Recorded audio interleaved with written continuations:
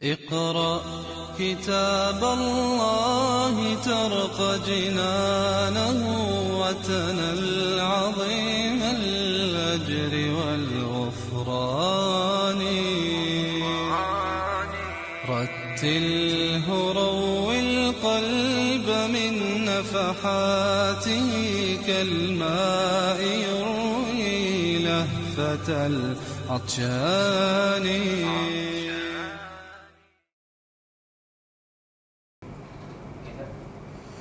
A'udzubillahi minasyaitonirrajim. Bismillahirrahmanirrahim. Alhamdulillahirabbil alamin. Nahmaduhu wa nasta'inuhu wa nastaghfiruh. Wa na'udzu billahi min syururi anfusina wa min sayyiati a'malina. Man yahdihillahu fala mudilla lahu wa man yudlil fala hadiya lahu. Asyhadu an la ilaha illallah wahdahu la syarika lahu. Wa asyhadu anna Muhammadan abduhu rasuluh. Subhanaka la ilma lana illa ma 'allamtana innaka antal alimul hakim. Allahumma 'allimna ma yanfa'una wanfa'na bima 'allamtana wa zidna ilma. Rabbi yassir wa la tu'assir, Rabbi tammim bil khair, amma ba'du.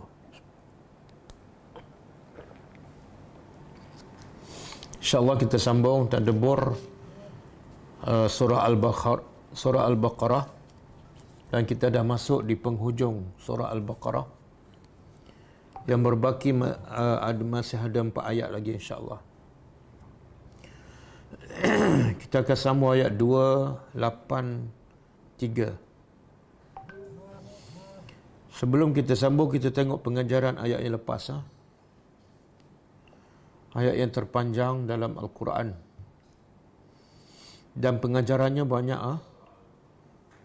Ada sampai ahli tafsir mengeluarkan hukum daripada ayat ni 30 hukum hakam, khususnya berkaitan dengan hutang.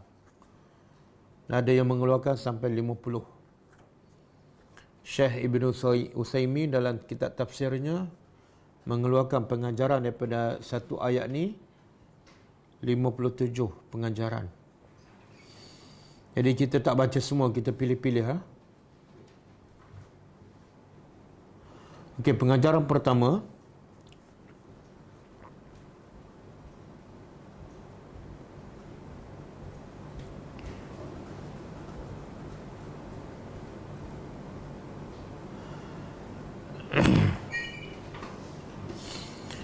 Yang pertama, apabila Allah hendak memerintahkan apa-apa hukum,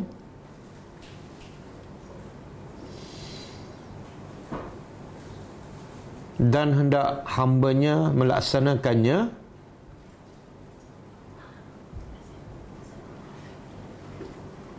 maka Allah akan memulakan ayat tersebut dengan seruan wahai,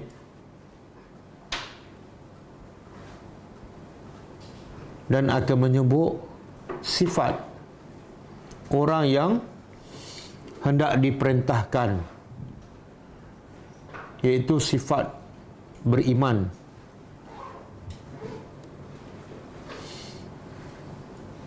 Sebagai pendorong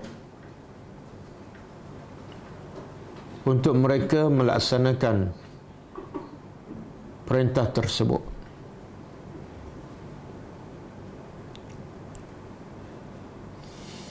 Yang kedua,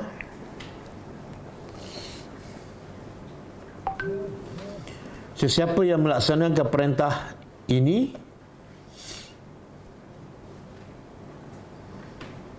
maka itu adalah antara tanda-tanda keimanannya kepada Allah. Maka itu adalah antara tanda keimanannya kepada Allah.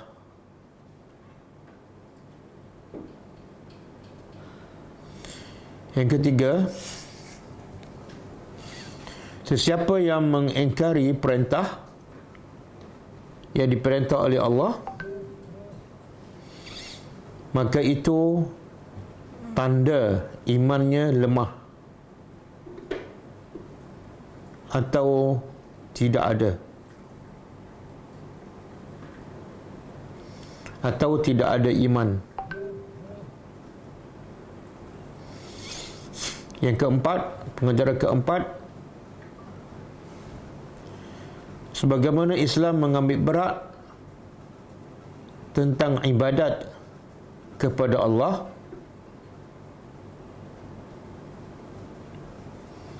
maka Islam juga mengambil berat tentang urusan muamalat.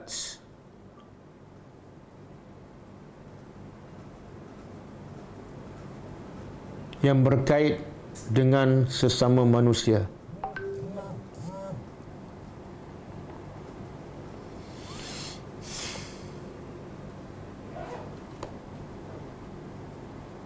Yang kelima, harus berhutang di dalam Islam apabila perlu.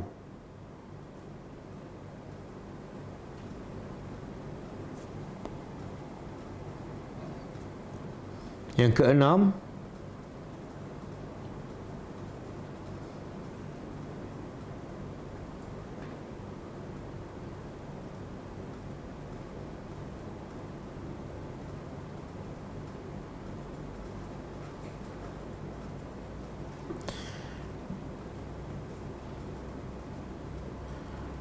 pendapat jumhur ulama sunat menulis hutang.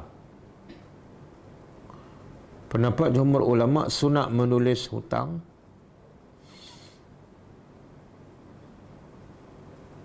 Dan pendapat sebahagian ulama, hukum menulis hutang adalah wajib.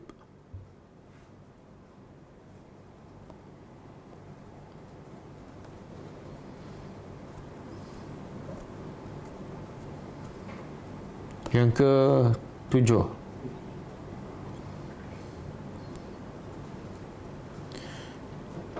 ketika menulis hutang, hendaklah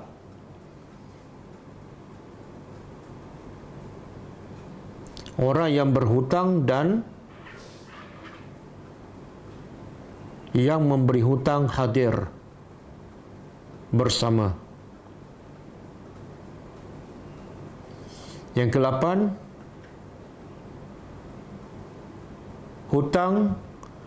penulisan hutang sebaiknya ditulis oleh penulis yang khusus, yang mahir dalam tulisan dan adil,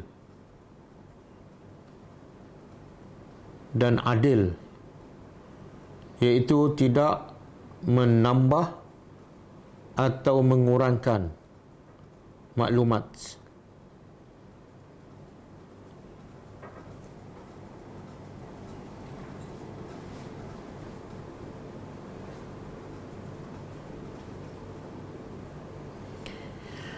Yang ke-8, yang ke-9, haram mana-mana penulis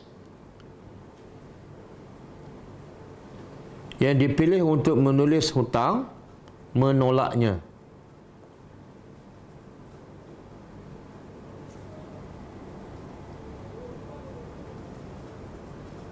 Yang ke-10, wajib ke atas penulis menulis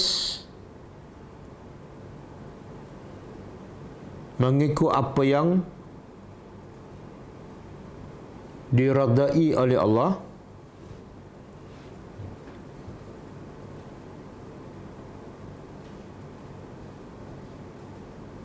dan selari dengan syariat.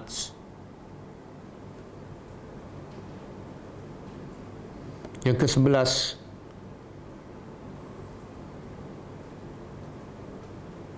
kelebihan menulis adalah satu nikmat. Kelebihan menulis adalah satu nikmat Allah yang harus disyukuri.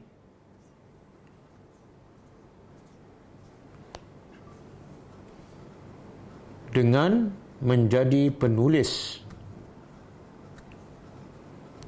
kepada perkara yang baik.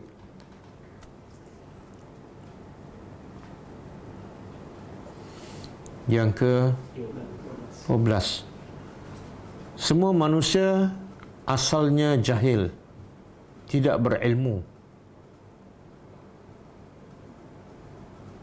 sehinggalah Allah mengajar mereka ilmu.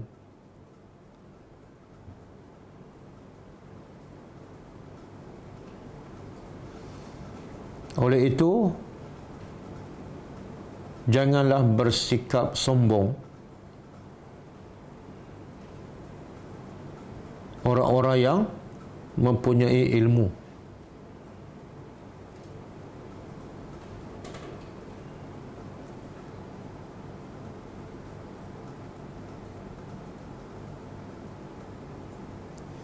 Yang ke-13. Orang yang berhutang hendaklah membaca maklumat tentang hutangnya kepada penulis dengan betul.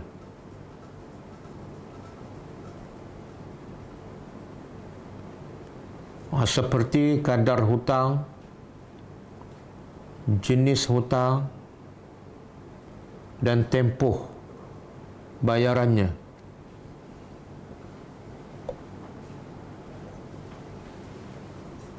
Yang ke-14. Orang yang berhutang hendaklah sentiasa bertakwa kepada Allah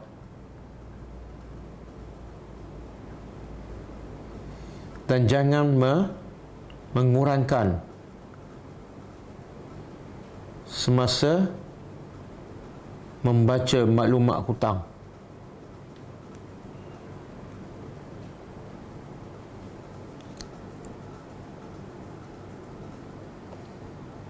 Yang ke-15.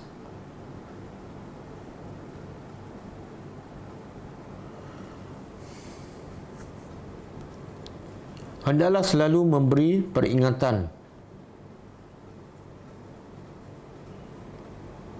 kepada siapa sahaja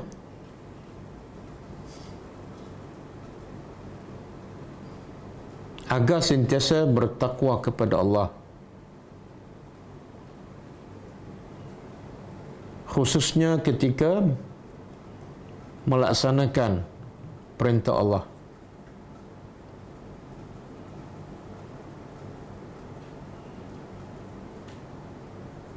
Yang ke-16.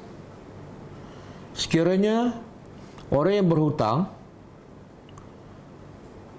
bodoh atau lemah atau tidak mampu untuk membaca maklumat hutang, maka hendaklah walinya menggantikannya.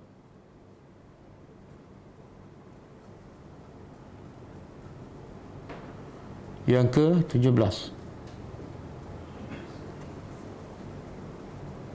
Wali yang menggantikannya hendaklah seorang yang adil dan dipercayai.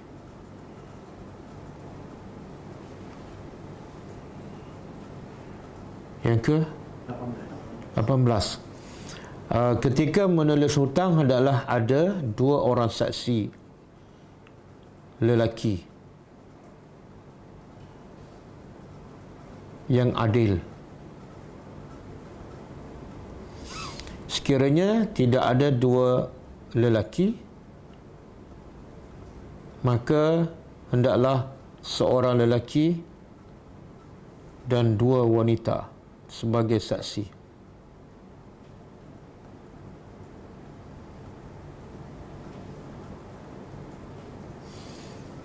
Yang ke-19. 19. Haram mana-mana saksi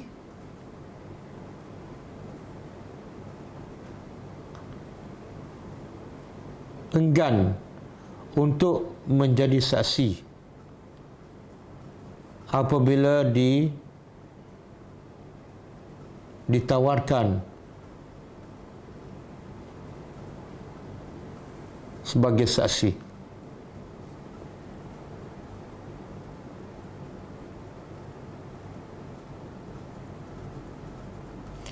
Yang ke-20, apabila seseorang itu menjadi saksi, hendaklah dia bertanggungjawab sebagai saksi sampai ke akhirnya.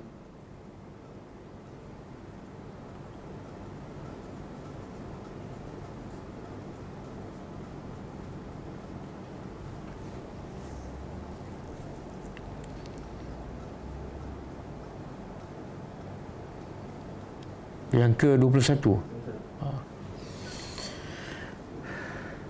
hikmah diwajibkan menulis hutang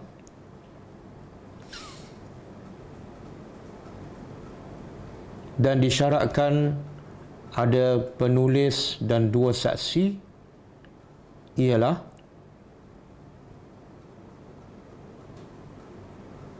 supaya ia lebih adil kepada kedua-dua pihak yang berhutang dan yang memberi hutang,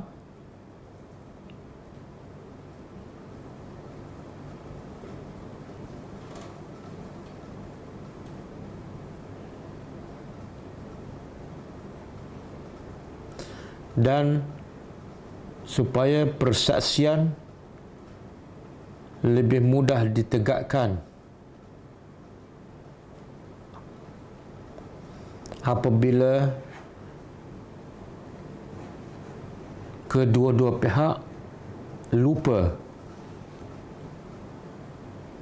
tentang hutang.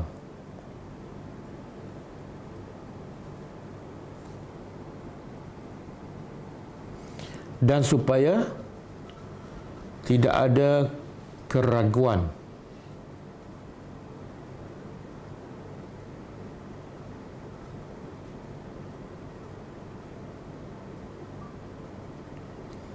dari kedua-dua pihak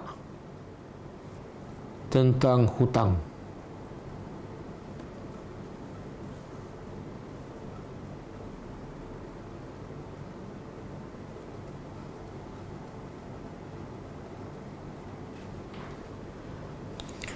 Yang ke berapa?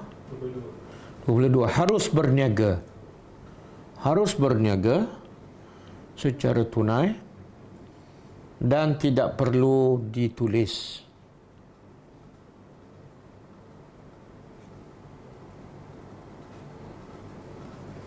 Tetapi digalakkan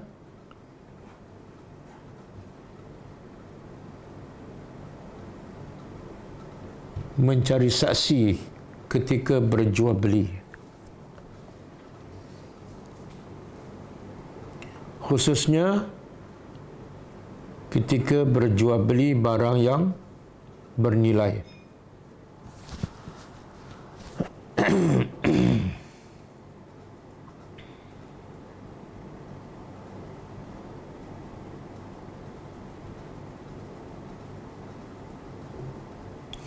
Yang ke haram memudaratkan penulis ataupun saksi,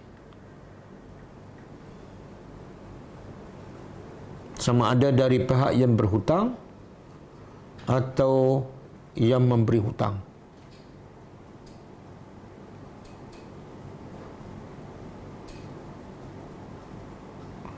Yang ke-24, sesiapa yang memudaratkan penulis dan saksi, maka dia telah melakukan kefasikan.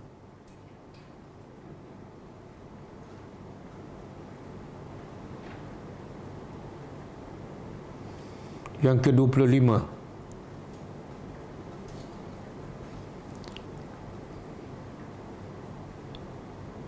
salah satu cara untuk mendapatkan ilmu daripada Allah Subhanahu wa taala ialah dengan cara bertakwa,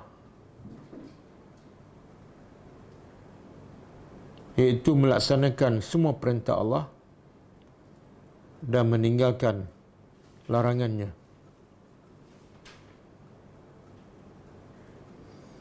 Yang ke-26, antara sebab manusia tidak mendapat keberkatan daripada ilmu yang dipelajarinya, sama ada tidak faham ataupun tidak diamalkan, ialah kerana tidak ada takwa dalam hidupnya.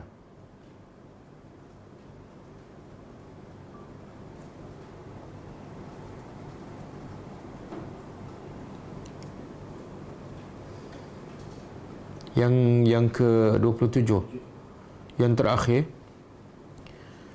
maksiat dan dosa adalah penghalang utama manusia daripada mendapat ilmu.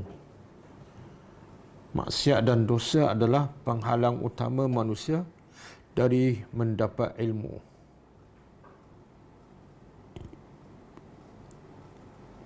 Okey, habis ya? Kita sambung tadabbur ayat seterusnya.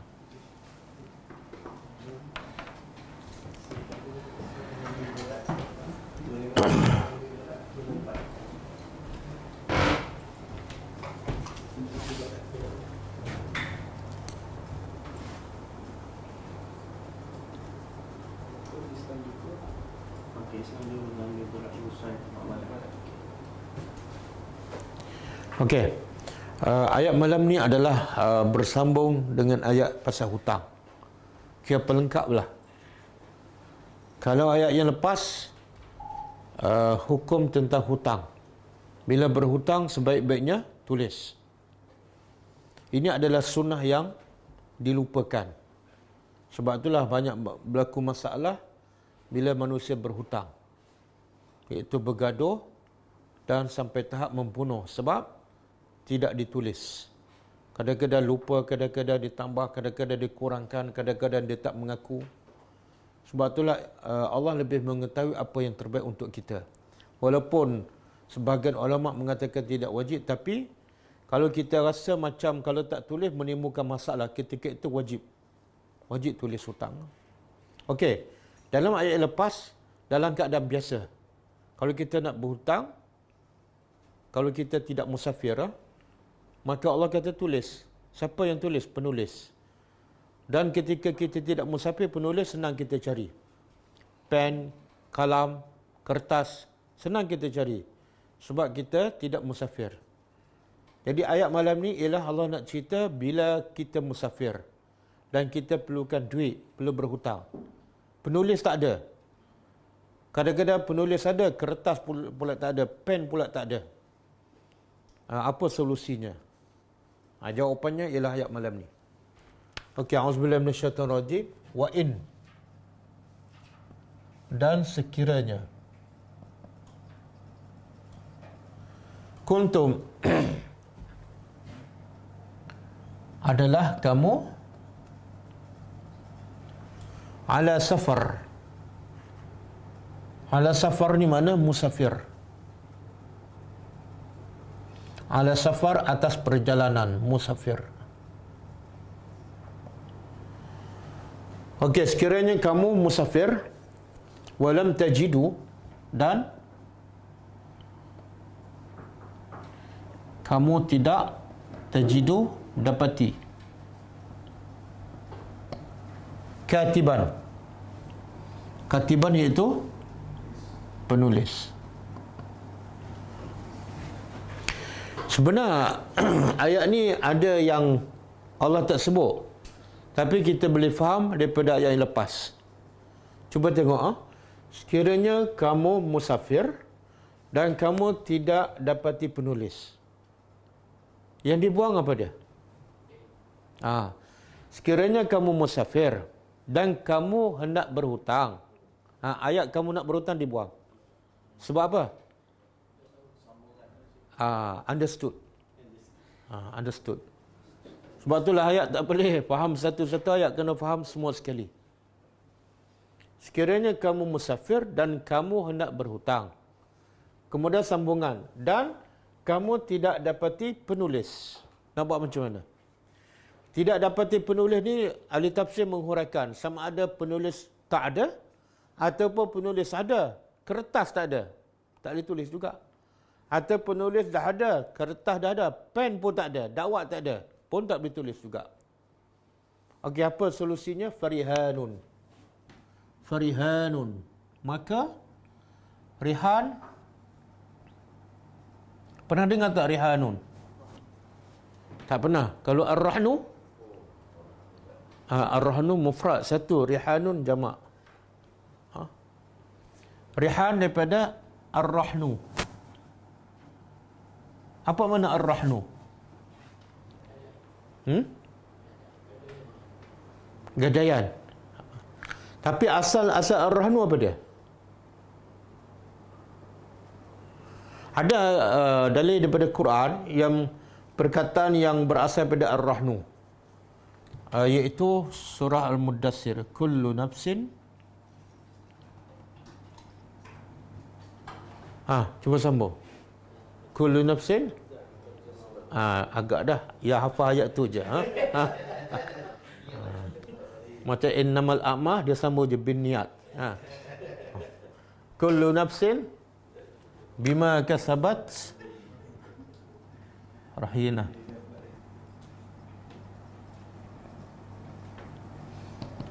Teringatan orang Melayu kuat, tapi satu ayat aja.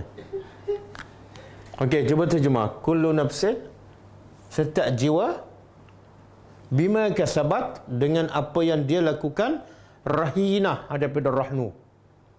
Nak terjemah apa ni? Gadai. Setiap orang, setiap jiwa, dengan apa yang dia lakukan, asal makna ar-rahnu ialah al-habsu, tertahan. Tertahan. Jadi maksud apa ni? Setiap orang, dengan apa yang dia lakukan, dia akan ditahan. Sehinggalah dia dihisap. Kalau jahat, masuk neraka. Kalau baik dia hisap, masuk syurga. Jadi rahinah dalam konteks ayat ni makna dia ditahan. Kalau terjemah dipajak tak sesuai kan? Setiap orang dipajak kan? Jadi ar-rahnu asalnya tahan. Dan dalam konteks kita sekarang, ar-rahnu digunakan untuk apa? Kalau kita tak ada duit, tapi kita ada barang, kita tahan barang kita di pajak gadai kan? Tahan. Dan kita dapat duit. Dalam tempoh tertentu, kalau tak bayar, duit tu, barang kita tu jadi, itu sistem pajak gadai kan? Tapi sebenarnya sistem pajak gadai ni bukan mesti ada ar-rahnu. Kita dengan kawan kita pun boleh. Saya perlukan duit 500. Tapi saya nak cari penulis pun tak ada. Semua orang tak nak tulis untuk saya. Tapi saya boleh cagarkan jam saya. Jam apa ni? Rolex tu kali 500. Dia barang yang kita gadaikan mesti sama dengan harga dia, lebih kurang sama dengan hutang yang kita minta ataupun lebih. Tak boleh kurang. Sebab kalau kurang apa jadi? Tiba-tiba kita tak boleh bayar. Orang yang bagi duit tu, dia dapat jam kita, nilai dia tak sama dengan duit yang dia bagi. Sebab tu syarat barang tu mesti sama dengan duit yang kita pinjam ataupun lebih. Okey. Jadi ar-rahnu.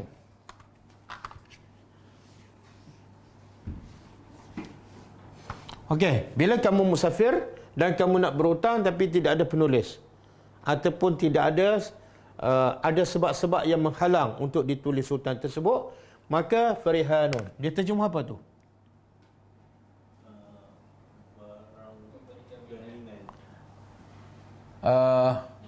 Senang gadai je lah.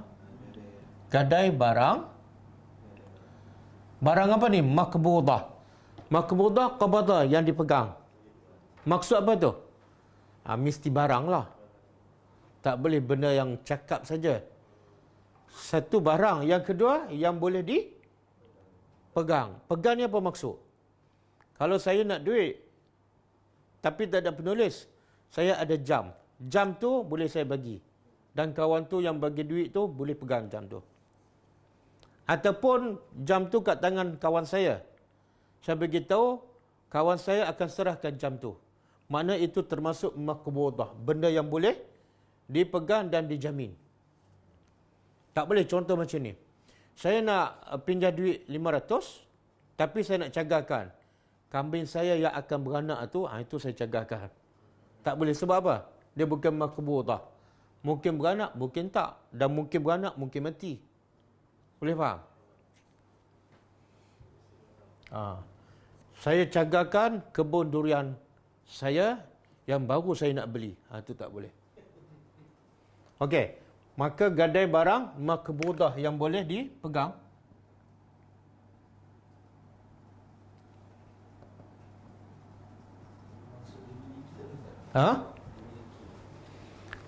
Boleh juga. Kadang-kadang dimiliki tapi tak boleh dipegang. Contohlah, anak kita milik kita tak? Saya nak pinjam 500 tapi saya gadaikan anak saya. Anak saya milik saya. Mana boleh? Mana benda yang boleh bertukar tangan? Okey. Kalau ikut ayat ni, bila kena gadai barang? Kalau ikut ayat ni, Bila musafir. Satu. Yang kedua? Tidak ada penulis. Okey. Kalau saya tak musafir, boleh tak? Saya nak hutang duit, tapi tak ada siapa nak tulis untuk saya. Dan saya tak musafir pun. Saya nak gadai jam saya ataupun kereta saya. Ini ambil kereta saya dan gerannya. Boleh tak? Saya tak musafir. Kalau ikut ayat ni tak boleh lah. Sebab Allah kata, wa in kuntum ala safar. Bila kamu musafir. Tapi kalau ikut hadis, boleh. Sebab itulah hadis tu menghuraikan ayat Al-Quran. Dalam satu hadis sahih riwayat Bukhari dan Muslim, kata Aisyah radhiyallahu anha, Nabi menggadaikan, ada kata perisai, ada kata baju besi Nabi kepada siapa? Orang Yahudi. Untuk apa ni? Makna bila Nabi gadaikan baju besi dia, Nabi perlukan sesuatu. Kan? Untuk apa? 30 gantang bali. Ada kata gandum. Barli, bukan bali ya. Untuk siapa ni? Untuk keluarga Nabi. Maknanya sampai satu masa Nabi akan ambil balik dan bayar duit lah. Tapi tak sempat tu Nabi mati. Dan Nabi mati, perisai Nabi itu ataupun baju besi Nabi masih kat tangan orang Yahudi. Pengajarannya apa? Pertama, boleh berhutang dan boleh gadai barang walaupun tidak musafir. Kan?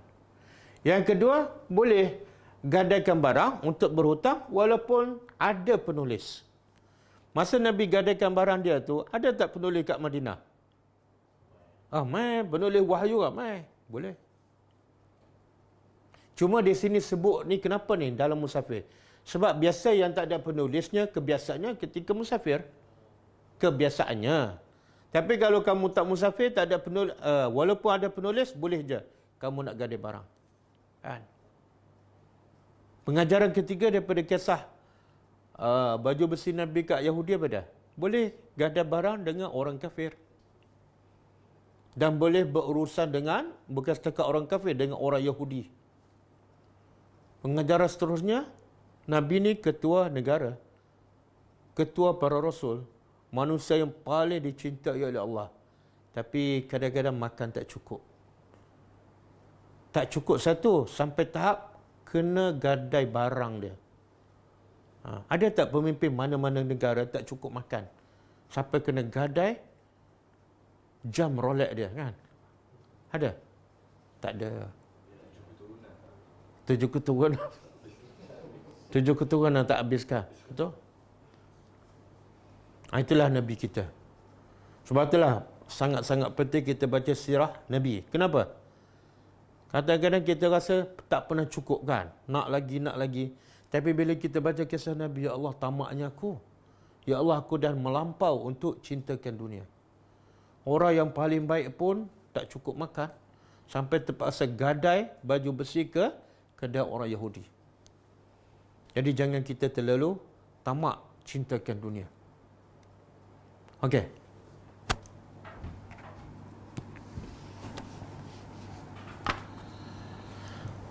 Okey, fa'in amina.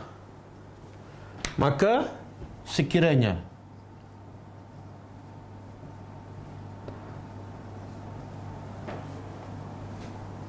dia sekarang pajak gadai dalam negara kita lah, ada tak sama selari dengan syariat Islam? Siapa yang biasa pajakkan barang dia di kedai Ar-Rahnu? Semua tak ni, semua duit banyak ni.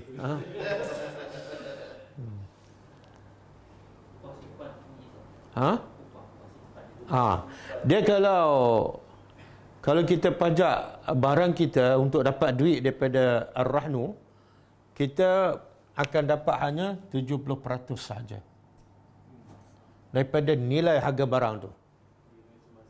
Sepatut kita dapat harga 100%. Kemudian campur pula upah simpan lain. Kalau lambat bayar lagi. Jadi urusan pajak gadai yang ada di Malaysia sekarang halal ke haram? Halal lah, sebab dia ditubuh oleh kerajaan Islam Kelantan. Di Terengganu ada.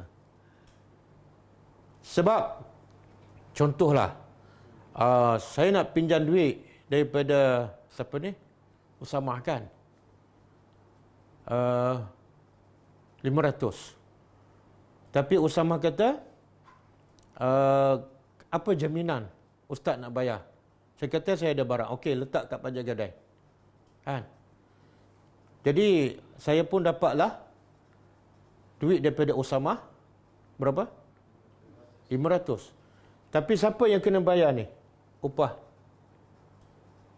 Siapa yang kena bayar? Saya. Dia bukan unsur riba. Dia unsur riba bila? Ni. Yang bagi hutang tuntut. Jadi yang ni siapa yang bersalah ni? Yang letakkan harga upah ni? Pajak gadai lah. Jadi kalau ikut pandangan Dr. Zahruddin, pajak gadai yang ada di Malaysia tak bersih 100%. Okey. Bukan pandangan saya. Tapi kalau kita pajak gadai, pajak kepada kawan kita, tak adalah upah tu. Okey. Kalau kita tak mampu bayar, lepas tu barang tu boleh kali. Habis. Walaupun barang tu lagi mahal daripada walaupun. Okey. Dia ayat 282, dalam keadaan ada penulis, kan? Ada saksi. Tulislah. Lepas tu peringkat kedua, dalam keadaan tak ada penulis. Apa dia solusinya? Gadai barang. Okey, ini dalam keadaan yang ketiga, iaitu kita percaya pada dia. Jadi kita kata tak payah tulislah. Gadai barang tak payahlah. Kita percaya. Maka Allah kata apa? Fa'in amina. Maka sekiranya aman. Aminah ni aman. Sebab itulah iman dia ambil daripada perkataan apa? Aman. Apa kaitan iman dengan aman? Iman dengan aman. Aman. Apa kaitan? Biasanya perkataan yang sama. Aman makna aman tenteram. Iman? Sebenarnya siapa yang beriman dia akan dapat aman. Siapa yang aman bermula daripada dia beriman. Siapa yang tak rasa aman je, mana dia ada masalah kat sini, kan? Sebab tu Allah kata apa? Faman tabi'a hudaya fala khaufun 'alaihim wa lahum yahzanun. Siapa yang ikut petunjuk aku, dia tidak ada rasa takut dan sedih. Aman je. Okey. Kita sekarang dalam tempoh PKP, ada rasa aman ke ada risau sikit-sikit? Alhamdulillah. Ini semua ahli surga ni ya. Ada surah apa ni? Cuba cari. Walam yalbisu. Cuba cari ayat berapa?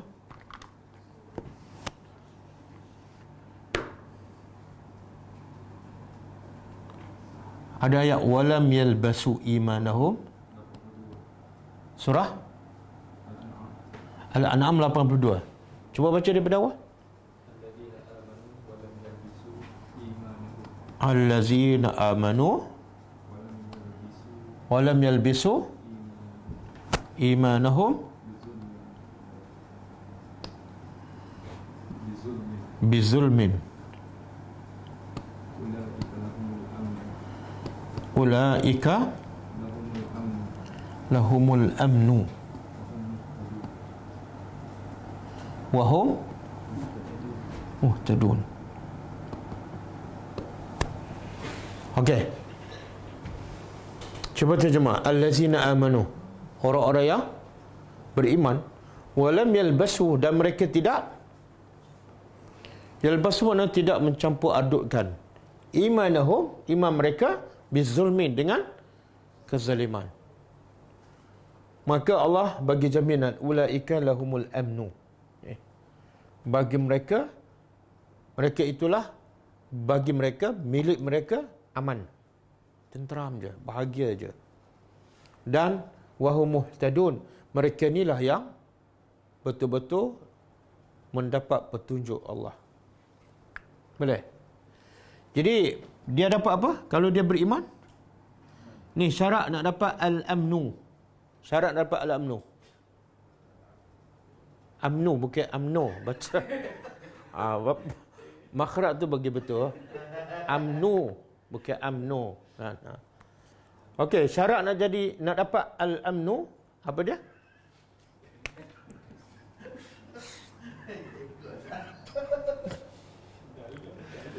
Satu, beriman. Tak cukup beriman.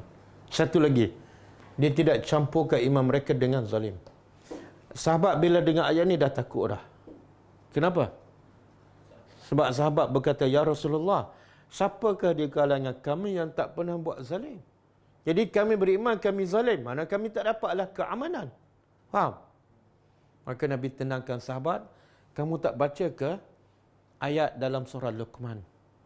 Inna syirka la zulmun azim. Zalim di sini ialah syirik. Jadi dia beriman dan tidak ada unsur syirik, maka aman. Kalau dia beriman tapi sentiasa takut je, risau je, makna apa tu? Ada unsur syirik. Kadang-kadang syirik dalam ibadat, kan? Kadang-kadang riak. Riak tu syirik yang paling. Riak tu syirik kecil ke syirik besar? Syirik kecil tapi dosa besar. Dosa besar. Dia panggil apa? Syirik khafiyun, yang tersembunyikan. Dia tak rasa itu dosa. Jadi, kalau tak rasa aman dalam hidup, cek di sini. Kadang-kadang ibadat kita ada unsur-unsur riak, syirik. Okey? Lepas tu Nabi sebut apa? Orang beriman ni, ajaba li amril mu'min. Aku rasa kagum dengan orang beriman. Apa dia?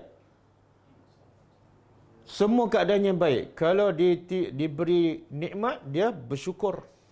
Kalau dia timpa musibah, dia redha. Jadi semua keadaan dia aman.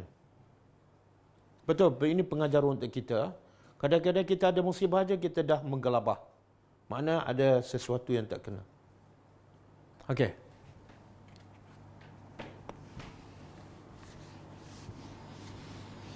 Okey, Allah kata apa? Fa'in amina. Maka sekiranya aman, ba'dukum, sebahagian kamu, ba'da, sebahagian yang lain.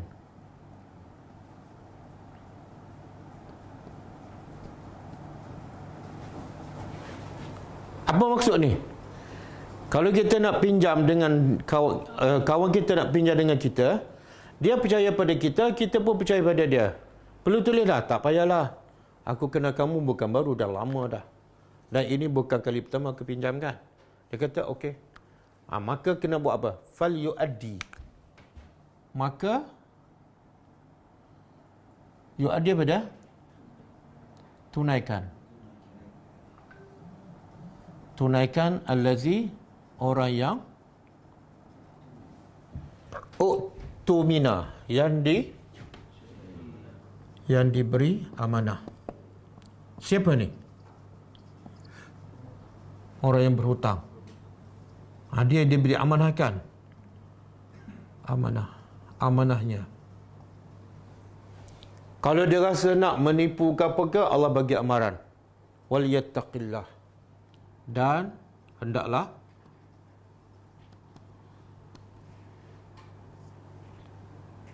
dia bertakwa. Ini perintah kepada siapa ni?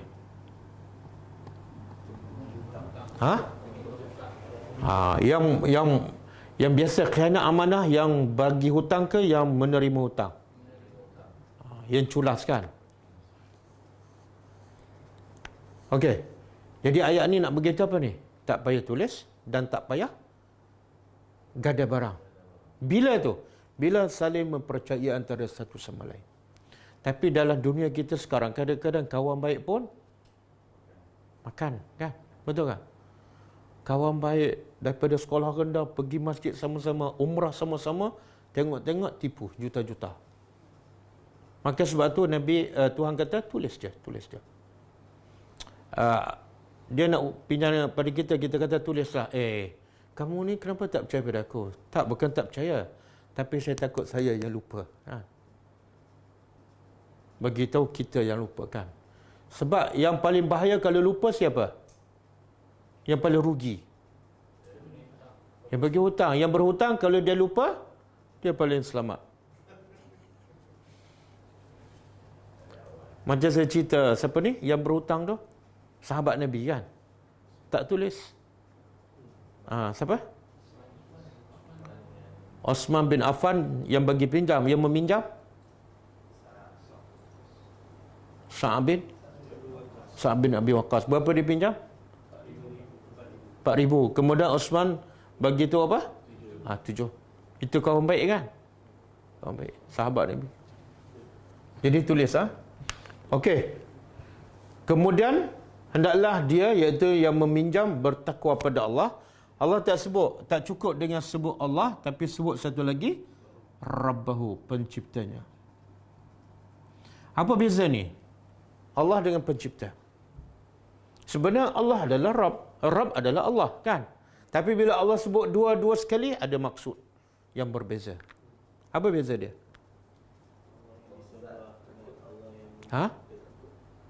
Yang mana takut? Yalah, kalau Allah takut apa? Allah bermakna dia? Takutlah Tuhan yang kamu sembah setiap hari, kan? 5 kali sehari. Tapi kalau kamu nak menipu juga, takutlah dia sebagai Rabb, dia pencipta. Apa makna pencipta? Dia boleh buat apa saja, kun fayakun. Dan jadi kamu kera sekelip mata je. Dua perkataan ini sebagai motivasi ataupun penghalang untuk orang yang berniat jahat. Boleh, Sebab itulah Nabi berjaya membentuk masyarakat Islam yang adil, yang takut buat dosa. Dengan apa? Dengan ni je. Wal yattaqillaha rabbah. Polis tak ada, tentera tak ada, penjara tak ada, jenayah pun tak ada. Kita semua ada, kan? Polis ada, tentera ada, undang-undang pun ketat, penjenayah semakin melambat. Okey, kemudian Allah kata wala taktumu, dan janganlah taktumu, kamu sembunyi. Ini secara umumlah, balik daripada awal ayat hutang. Jangan kamu sembunyikan asy-syahadah, persaksian yang kamu saksikan. Jangan sembunyikan. Apa maksud sembunyikan? Sama ada dia tak mengaku dia sebagai saksi, ataupun dia ubah, dikurangkan jumlah hutang, ataupun dia tambah, ataupun dia ubah tarikh tempoh bayaran. Jangan sembunyikan. Kemudian Allah bagi amaran. Kalau nak sembunyikan juga, Allah bagi amaran. Waman yaktumha, dan siapa yaktumha, sembunyikan. Sembunyikannya persaksian dia, fa innahu, maka sesungguhnya dia asimun. Asimun kalau ismun dosa, kalau asimun orang yang berdosa. Bukan orang ni yang sesungguhnya dia asimun, berdosa. Apa dia? Qalbuhu, hatinya. Biasanya yang berdosa ni hati ke orang? Tapi ayat ni Allah kata apa? Asimun qalbuhu. Kalau kamu sembunyikan persaksian, kamu ubah ke, hati kamu berdosa. Apa? Kenapa Allah kata hati?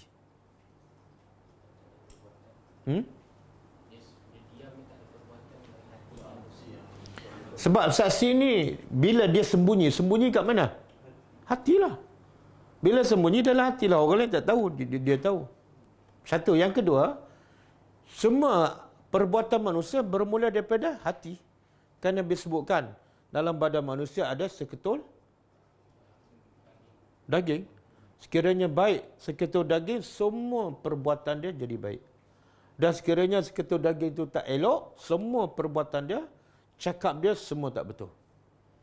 Jadi bila hati berdosa, maknanya orang tu juga adalah berdosa. Dan di sini juga Allah nak beritahu, bila kita nak jaga, fokus jaga apa? Hati. Ramai sekarang fokus jaga apa? Makan minum, fizikalnya. Sebab tu Allah kata pasal orang munafik kan. Fi qulubihim maradun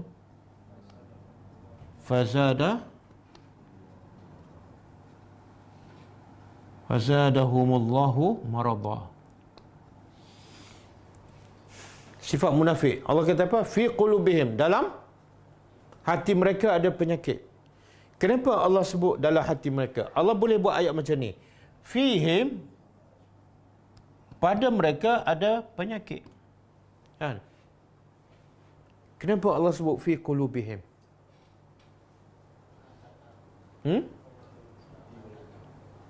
Apa dia? Sebab orang tak tahu. Tak. Ada satu benda yang penting Allah nak bagi tahu. Kita tak pernah cakap kan, kita kata perompak ke, yang ambil dadah ke, kita tak pernah kata hati dia berpenyakit. Tak. Kita kata dia berpenyakit kan. Tapi di sini Allah sebut dalam hati-hati orang munafik ada penyakit.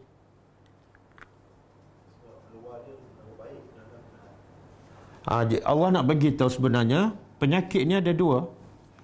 Maradun ada dua. Tempat penyakit ada dua. Satu fil qalbi. Yang kedua fil jismi.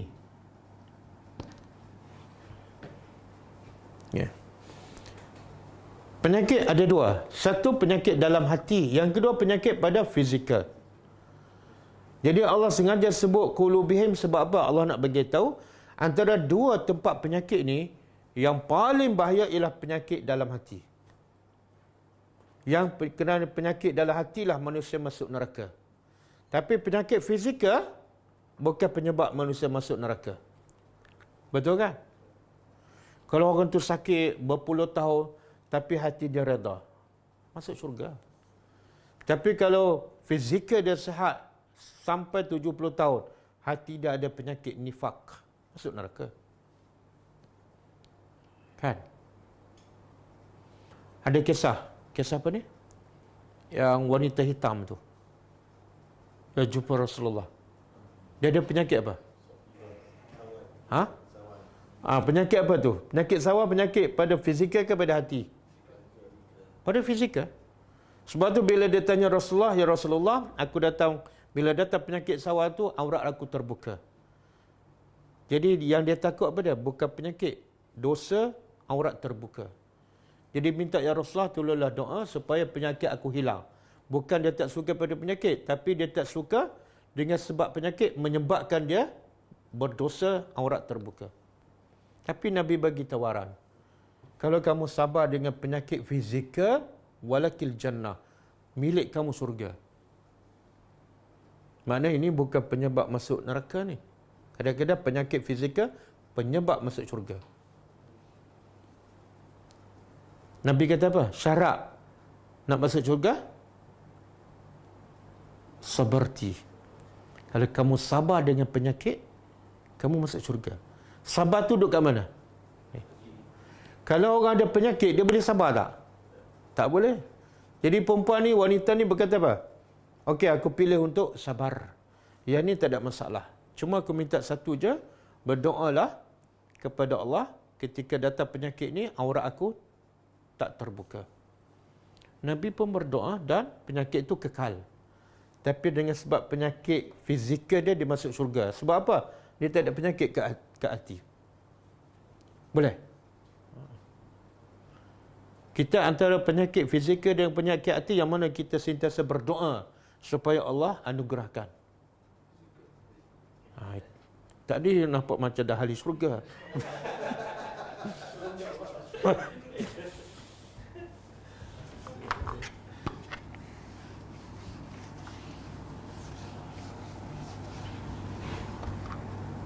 Okey. Wallahu dan Allah bima ta'malun.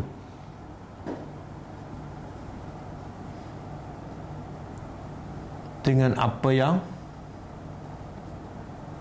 kamu kerjakan. Alimun, maha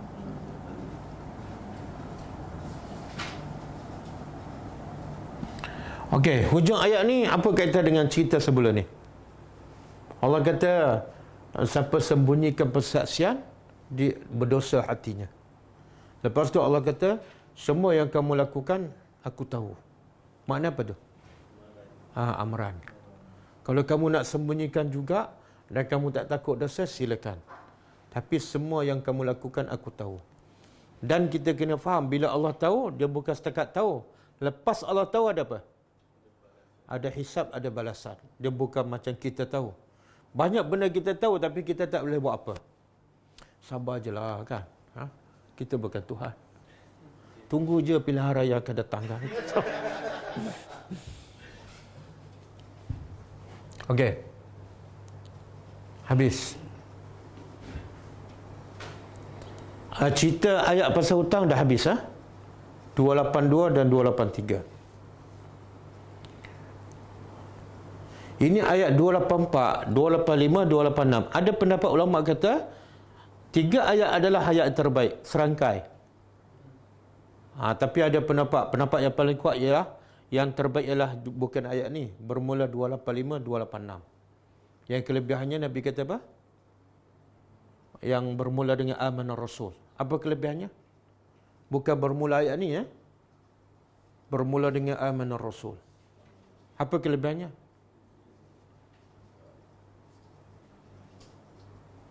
Bila lupa tu penyakit hati ke penyakit fizikal?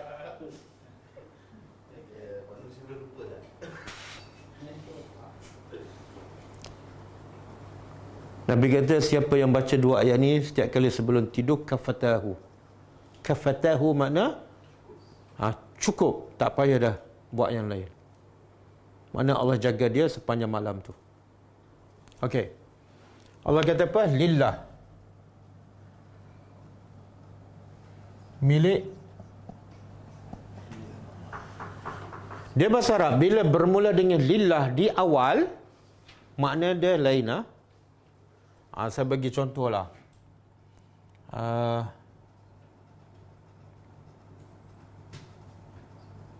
Al-Bait li Muhammad.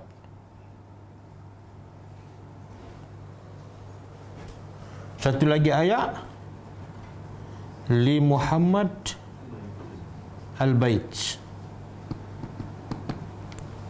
Beza tak 2 ayat ni? Yang ayat pertama, al-bait rumah untuk Muhammad. Yang bawah untuk Muhammad rumah. Beza tak? Beza apa beza dia? Yang atas tu rumah tu mungkin ada rumah kedua Muhammad. Rumah nombor 2. Yang bawah? Yang bawah hanya rumah tu je. Rumah Udi. Di atas tu mungkin li Muhammad dengan li ghair. Jawapan tak salah dan tak betul. Nak jaga hati. Okey, apa dia? Al-Bait li Muhammad boleh jadi li Muhammad atau li Ahmad. Yang bawah? Li Muhammad maknanya Muhammad tu dia yang memiliki bait. Betul, tepat. Kalau ayat macam ni, rumah untuk Muhammad, saya boleh tambah wa Zaidun. Boleh tambah, bukan milik dia sahaja. Tapi kalau saya awalkan li Muhammad, makna ayatnya saya nak beritahu rumah ni hanya pemiliknya seorang, Muhammad je. Kan? Beza tu. Sekarang Allah guna lillah di awal ayat. Makna apa tu? Kena terjemah hanya. Tak ada selain pemiliknya melainkan Allah. Hanya milik Allah. Ma fis samawat. Apa di langit-langit 7 lapis. Wa ma fil ardi, dan apa di bumi.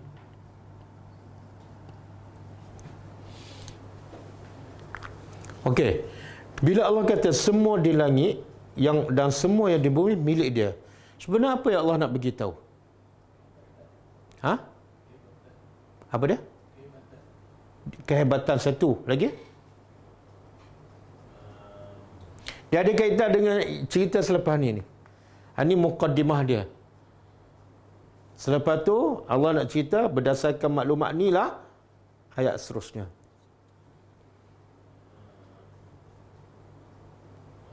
Tidak ada orang punya. Yelah, selain daripada tu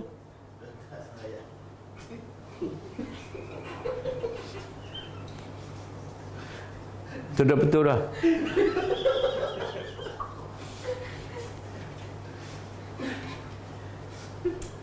Okey, kita terjemah ayat ni dulu baru tengok nampak lagi tak. Kalau tak nampak juga tak tahu. Okey, wa'in, dan sekiranya tubdu kamu menzahirkan. Dalam ayat sedekah ni kita pernah jumpa ni. Apa yang Allah kata? Wa in tubdus sadaqat fa ni'ma hiya wa in tukhfuha aw tu'tuha al-fuqara wa huwa khairul lakum. Sekiranya kamu zahirkan ma fi anfusikum, apa dalam diri kamu,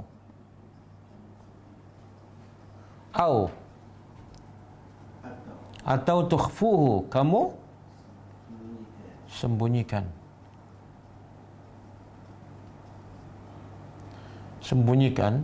Yuhasibkum, dia akan hisab kamu, bihi, dengannya. Bukan dia, ada Allah tu. Akan hisab kamu dengannya oleh Allah.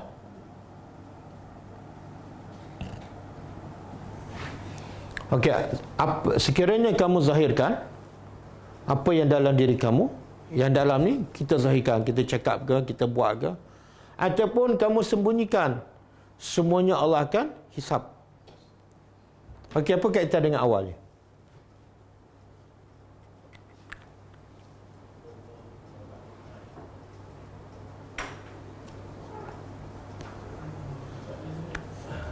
Yang ni Allah nak beritahu apa ni?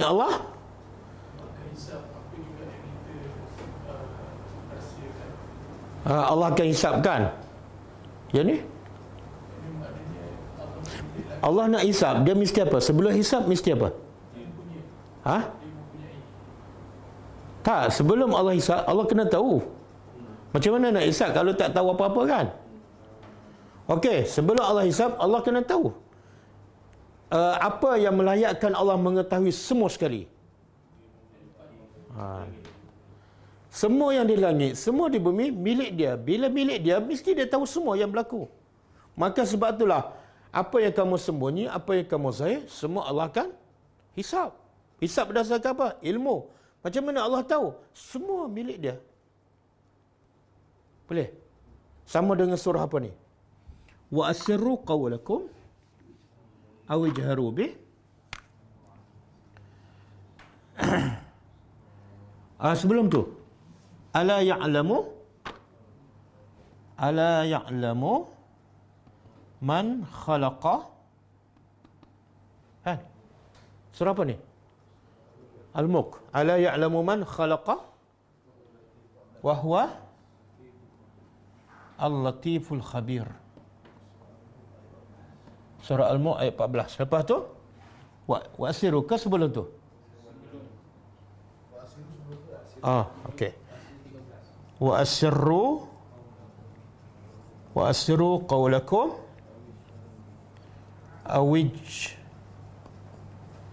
awij haru bih. Innahu alimun bizati. Okey, cuba tengok maksudnya. Allah kata wa asirru. Apa makna wa asirru? Rahsiakan qaulakum, sembunyikan kata-kata kamu, awij-haru bih, atau jaharkan, terangkan. Apa maksud tu? Allah kata silakan rahsia percakapan kamu ataupun kamu nak zahirkan. Allah nak berkata apa? Bagi aku sama. Kalau kamu rahsia pada kawan kamu, ya kawan kamu tak tahu. Tapi kalau kamu rahsia kepada aku dan kamu nyatakan, sama je, tak ada beza. Sebab apa? Innahu alimu bizati sudur. Sesungguhnya dia tahu apa yang bizati sudur pada yang dalam dada. Sekarang Allah berkata, apa bukti Allah tahu semua?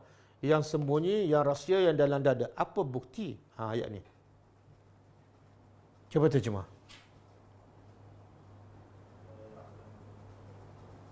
Bukankah tahu siapa yang mencipta? Makna siapa yang mencipta, bukankah dia mesti tahu semuanya? Boleh faham? Jadi tak pelik, janganlah sembunyi. Nanti kita tanya, macam mana Allah tahu? Jawapannya, Allah mencipta segala-galanya. Takkanlah Allah tak tahu? Sama dengan ayat ni. Allah pemilik apa di langit dan di bumi, maka bagi Allah yang kamu sembunyi, yang kamu zahirkan, semua akan dihisap. Okey, ada satu hadis sahih. Bila turun ayat ni, sahabat dah kelang kabut. Sahabat dah risau dan sangat takut. Kan? Kita selalu baca ayat ni kan? Pernah tak sekali ke dua kali rasa takut? Pernah? Tak pernah. Pasal apa tak pernah? Sahabat sekali turun je terus dia takut, dia risau jumpa Rasulullah. Ya Rasulullah, kulifna, kami dibebankan dengan bima nutiq, yang kami mampu. Solat puasa kami mampu, tapi ayat ni membebankan yang kami tak mampu. Apa dia yang tak mampu ni? Sampai sahabat dia takut sangat. Tengok, cuba faham. Allah kata apa? Yang kamu zahirkan dan yang kamu sembunyi, Allah apa? Hisab. Apa maksud tu? Yang kita sembunyi dalam hati, contohlah terlintas, aku nak tidur malam, tak nak bangun tahajud, Allah hisab. Dalam hati je. Boleh faham? Besok aku pergi kerja, nak balik awal sikit, tak buat lagi. Allah dah hisab. Boleh faham tak? Itu makna Allah tak kata Allah tahu yang kamu sembunyi. Tak. Allah kata Allah hisab. Beza tak tahu dengan hisab? Perkataan hisab ni menakutkan sahabat. Habis. Sebab biasa tak terlintas benda-benda tak baik dalam kepala kita? Biasa. Kadang-kadang kita lepas isya kan, malahnya nak salat witir. Allah hisab dah. Kan? Menyampahnya aku tengok makan sama je. Allah hisap dah.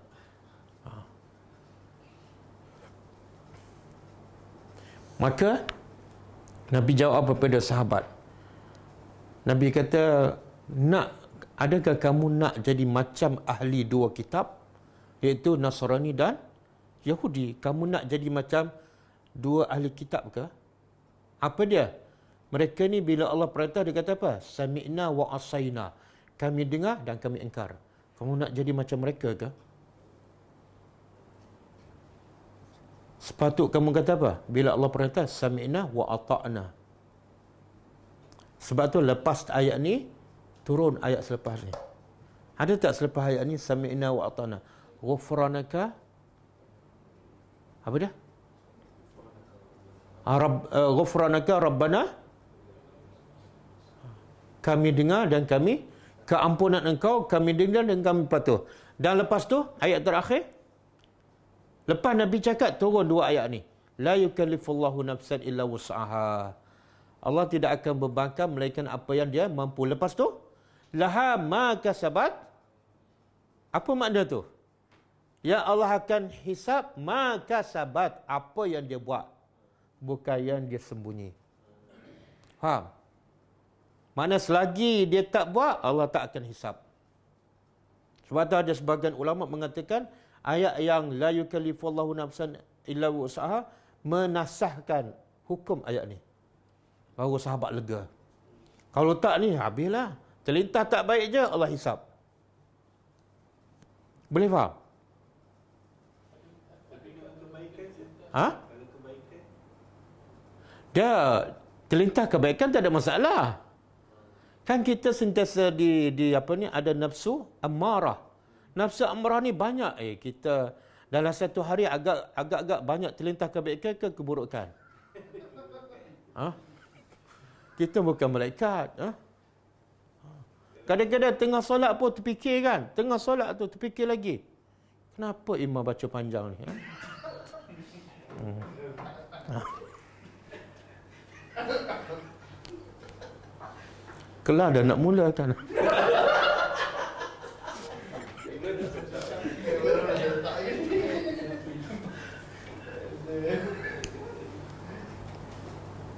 Okey. Pendapat yang pertama tadi dia kata ayat ni dinasahkan hukumnya oleh ayat la yukallifullahu nafsan illa wus'aha. Pendapat kedua dia kata tidak ada nasakh. Hukum ayat ni kekal. Hukum ayat ni kekal. Sebab apa? Allah mengatakan apa yang kamu sembunyi dan apa yang kamu zahirkan, Allah hisab. Sama tak hisab dengan balas? Sama tak?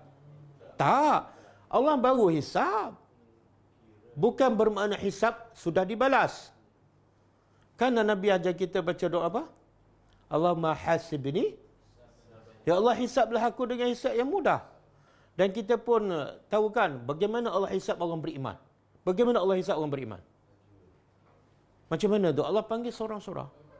Kemudian Allah sebut semua dosa dia. Satu. Kamu buat dosa ni. Ya. Kamu buat dosa ni. Ya. Sampai kita rasa habis. Memang celaka aku. Last sekali Allah kata apa? Kat dunia aku dah sembunyikan dosa kamu. Tak ada siapa tahu. Dan di akhirat aku ampunkan. Itu hisab. Jadi hisab ayat ni tak dibatalkan hukumnya. Allah hisab je, bukan balas. Boleh faham? Sebab tu tengok ayat lepas tu Allah kata apa? Fayaghfiru, lalu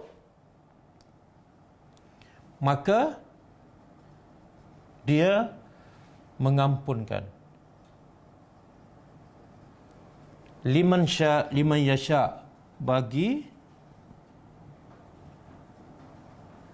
siapa yang dia kehendaki. Sebab tu ayat ni apa? Allah kata apa? Allah akan ampunkan walaupun hisab, tapi Allah nak ampunkan azab bergantung pada Allah. Bukan mesti Allah azab. Dan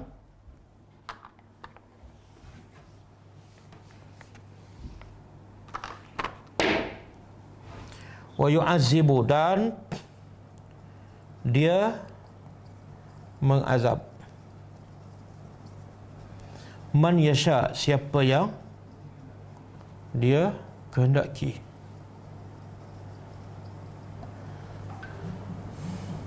Okey. Kemudian Allah kata apa? Wallahu, dan Allah ala kulli syai'in, ke atas setiap sesuatu, qadirun, maha berkuasa. Apa kaitan hujah ayat dengan sebelum dia?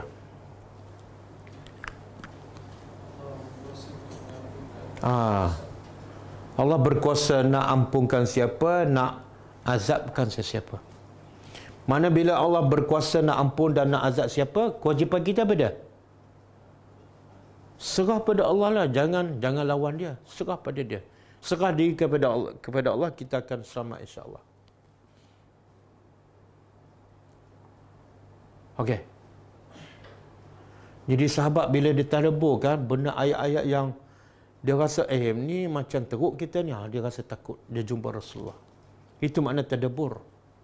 Tapi berapa ramai yang baca ayat Quran, ayat azab pun dia boleh senyum kan.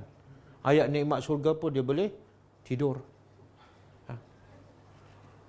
Okey, ada satu hadis kita biasa dengarkan. Innallaha tajawaza an ummati ma haddasat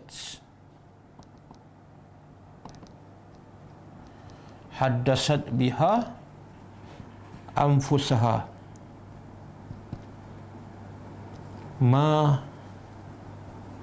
malam ta'mal atau tatakallam.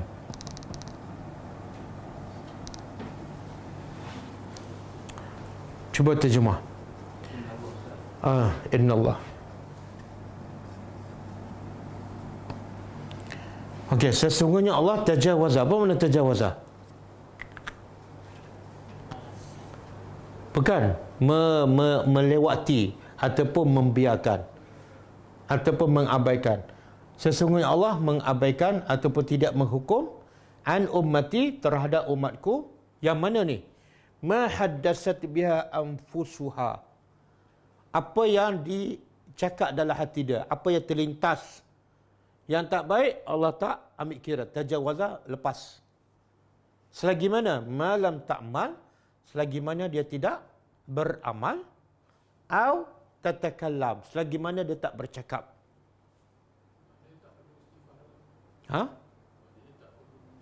Tak perlu istighfar. Contohlah, bila tengok kawan tu muka baru bangun tidur ke pukul 8, kita terletak dalam hati, ni tak solat subuh ni. Dosa ke tak? Dosa ke tak? Tetapi kalau ikut ayat, Allah hisap tak? Kalau ikut hadis, tak. Nampak tak macam ayat dengan hadis ni tak selari kan? Ayat ni apa saja kamu sembunyi Allah hisap. Hadis pula Allah tak ambil kira. Dan ada satu lagi hadis, Nabi kata apa? Innal abda iza hamma bisayyi'atin walam ya'malha kutibat lahu hasanah. Seseorang hamba bila dia hamma ni makna berazam nak buat jahat, tapi akhirnya dia tak buat sebab takut pada Allah, ditulis apa? Pahala ke dosa? Ditulis apa? Pahala kan? Tapi kalau ikut hadis ni, Allah tak mikir lah, dosa pun tak, pahala pun tak kan? Sebab apa? Dia belum buat. Tapi hadis Nabi kata, kalau dia berazam nak buat jahat, tiba-tiba tak jadi sebab takut pada Allah, dapat satu pahala. Dan kalau dia berniat nak buat baik, tak jadi buat, dapat satu pahala. Kalau buat, 10 pahala. Okey. Jadi macam mana kita nak selarikan? Nampak macam? Ada pula kisah pemilik kebun dalam surah Al-Qalam. Ingat tak kisah pemilik, bukan surah Al-Kahfi. Dia waris kebun daripada bapa dia. Bapa dia suka bantu orang miskin. Tapi bila bapa dia mati, dapat diwarisi oleh anak-anak. Anak-anak semua jenis kedekut, haji bakhil. Dia kata apa? Bila nak kutip hasil, dia berpakat dengan adik-beradik dia, pagi besok kita bangun awal-awal. Dan jangan bising-bising. Supaya apa? Supaya orang miskin tak sedar. Kalau kita bising, orang miskin sedar, susah kita nak elak daripada orang miskin minta. Kan? Tapi bila dia keluar pagi tu, apa berlaku? Kemudian terbakar. Dan Allah kata itu adalah azab. Balasan azab terhadap dosa dia. Apa dosa dia? Dia bukan tak bagi pun, kebun dah terbakar pun. Apa dosa dia?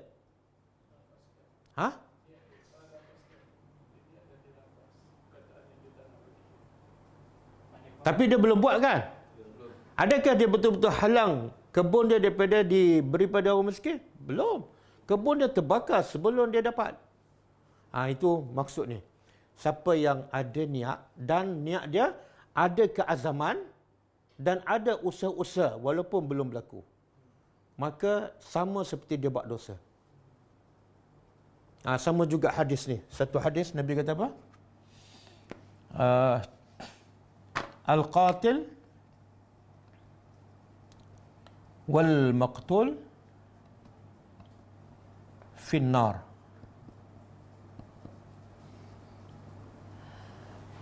Hadis sahih Nabi kata al-qatil pembunuh dan yang kena bunuh dua-dua. Jadi sahabat pun peliklah. Ya Rasulullah, al-qatil yang membunuh masuk neraka, okeylah. Yang kena bunuh apa pasal masuk neraka? Dia lah kena bunuh, masuk neraka pula. Nabi jawab apa? Niat. Kenapa dia dibunuh? Sebab tak sempat ke dia. Dia memang ada niat kan? Ni. Maknanya kalau dah ada niat, dia macam ni. Kalau ada niat dan ada keazaman, walaupun tak buat, berdosa. Kalau dia ada niat, ada keazaman, tapi tak jadi buat sebab takut pada Allah, dapat pahala. Tapi kalau ada niat buat jahat, ada keazaman, tapi dia tak buat sebab ada polis kat luar, dapat dosa.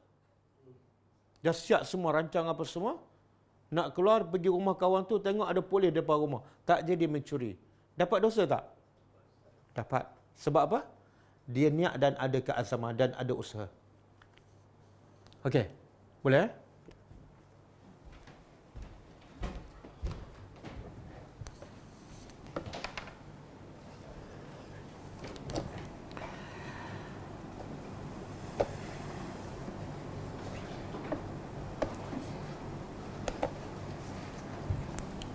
Okey, kita baca sikit buku ni, dosa-dosa yang dianggap biasa.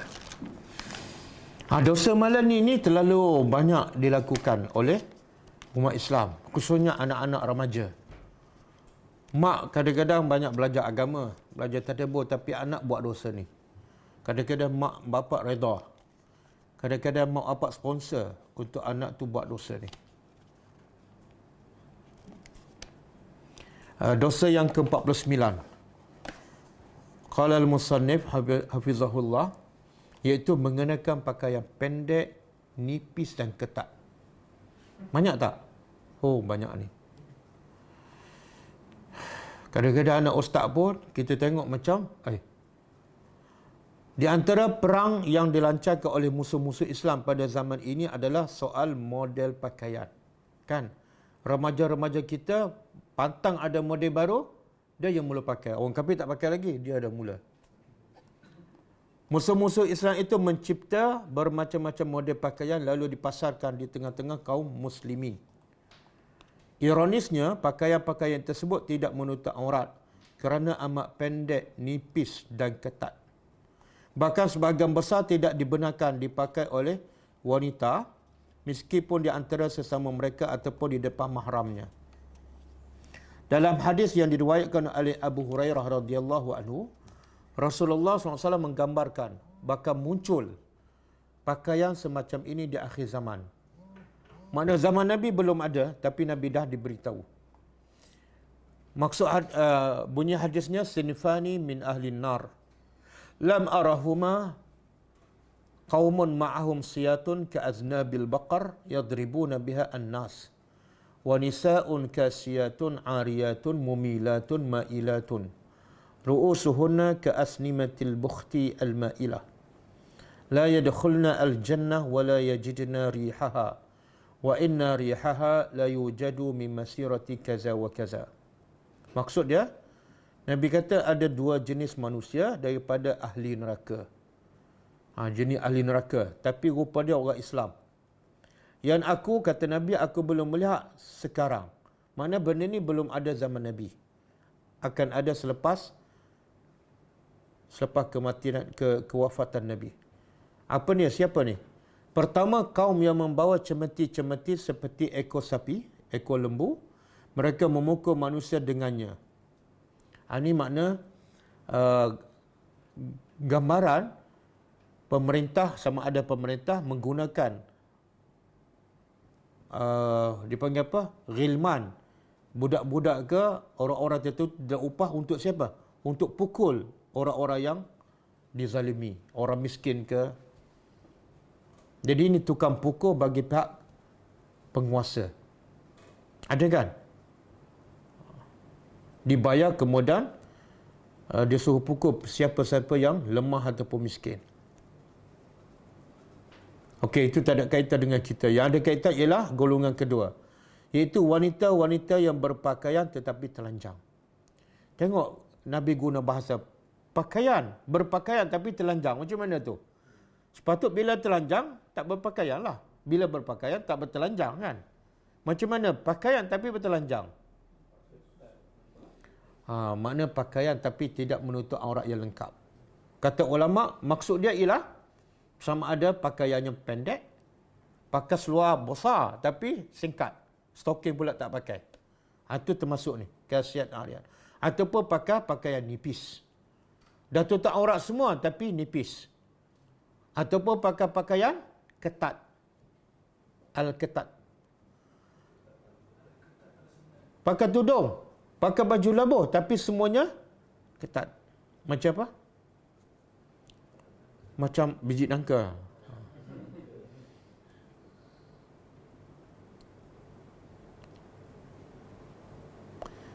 Apalagi Nabi sifat wanita ni? Berjalan pula dengan menggoyang-goyangkan pundaknya.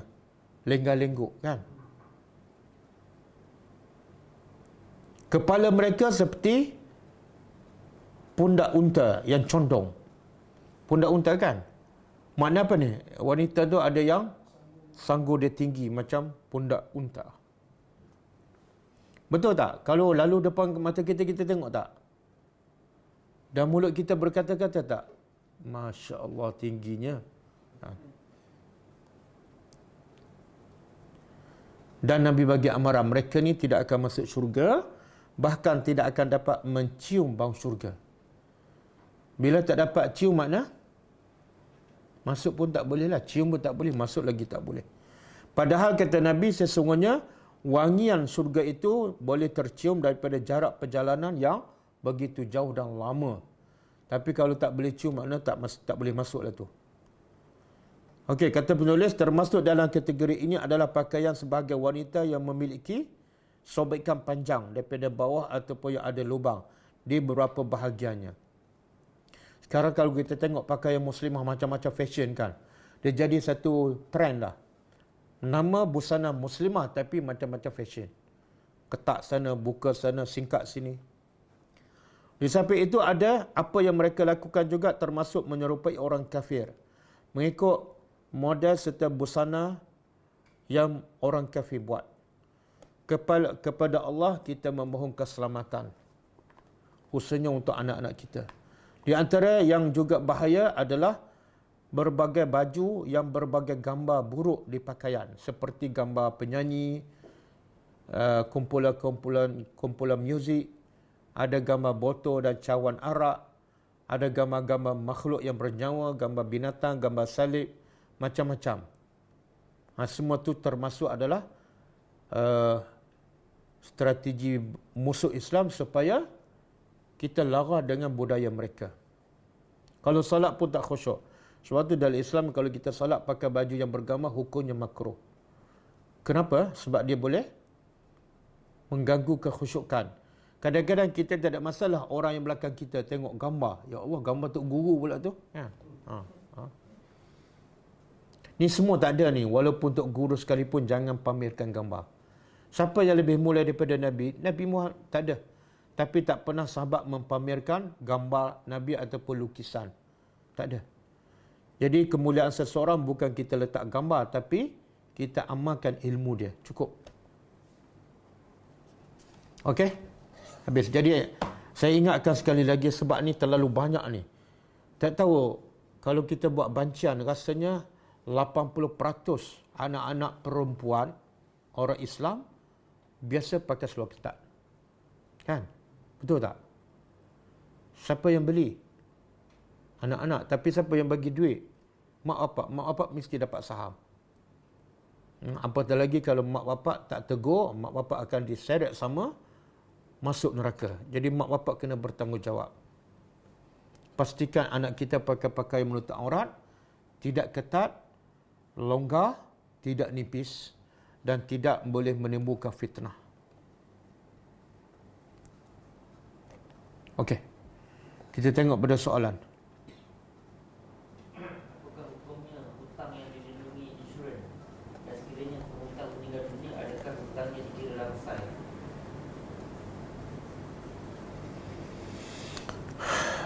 Dia macam hutang rumah. Soalan Hutang rumah, dia ada insurans kan? Jadi bila pemilik rumah tu dia mati, maka insurans akan cover kan? Habislah. Dia pemilik rumah tidak bertanggungjawab lah. Sebab insurans akan cover. Itu sekiranya insurans dalam bentuk Islamik lah. Dia ada panel dia kata halal. Itu kalau salah pun mereka yang bertanggungjawab. Wallahu a'lam. ada soalan Ustaz. Ya. Assalamualaikum. Waalaikumsalam warahmatullahi. Ini Pak Hutang ya. Macam mana nak claim hutang daripada family? Daripada? Hutang daripada apa? Hutang yang zakat abang hutang dari keluarga. Ada surat perjanjian tak hitam putih? Tak ada. Oh, tak ada. Tak ada janji apa-apa. Masa tu rasanya dah almost 30 years dah. Okey. Family kita yang berhutang tu, dia mampu bayar ke tak mampu bayar? Kira sekarang mampulah sebab dah ada kerja, dah ada jawatan tinggi dan semua. Itu abang saya. Okey, kalau dia mampu bayar, kita ada hak untuk meminta. Soalan dia bagaimana nak minta? Terserahlah pada kita. Tapi sebab tidak ada hitam putih, kita tak boleh nak pergi melalui peraturan undang-undang sebab tak ada hitam putih. Jadi kita pergi minta lah jumpa dia. Kalau dia bagi, tak bagi, kita tak boleh buat apa. Sebab tu Allah kata suruh tulis.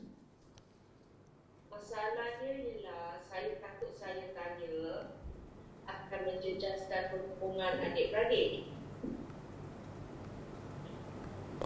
Ya, sebenarnya kalau family kita yang berhutang tu faham, dia wajib menjadi orang yang bertanggungjawab lah. Dia wajib bayar walaupun tak dimintakan. Dan tak ada kaitan dengan hubungan adik-beradik. Kalau masing-masing faham tanggungjawab masing-masing. Kalau kita minta hutang, hak kita menjadi adik-beradik berpecah itu bukan masalah sebab kita minta hutang. Tapi sebab mereka tak faham tanggungjawab masing-masing. Okay, the thing is that semasa dia pinjam dengan saya, masa tu dia Islam, saya belum Islam lagi. Selepas saya masuk Islam, baru saya tahulah tentang hukum hakam about hutang. Lagi sekarang ni dengar daripada Ustaz Pak hutang semua kan. Ya. Jadi it's been disturbing me for quite some time lah, how to ask, how to to do the right way lah. Tak, sekarang bila Dia tidak Islam juga, dia dah masuk Islam juga, dia masuk Islam dulu. sekarang cara yang terbaik pada pandangan saya, Kak jumpa dia, cakap elok-elok. Ini adalah tanggungjawab setiap orang yang mengaku Islam. Bila dia berhutang, dia kena bayar. Dan kalau tak bayar, balasannya sekian-sekian. Baca ayat Quran ke baca hadis. Biar dia rasa takut kepada hukuman Allah, bukan takut pada ancaman kita. Supaya akhirnya dia menjadi orang yang beriman. Bukan kerana dia bayar tu, lepas tu dia jadi berdendam dengan kita. Cakap elok-elok dan begitu hukum hakamnya macam ni. Kemudian kalau kita dia cakap dia tak nak bayar juga, dan kita pun tak ada hitam putih, kita redalah apa yang berlaku. Sebab kita sebenarnya pun tak ikut sunnah Nabi.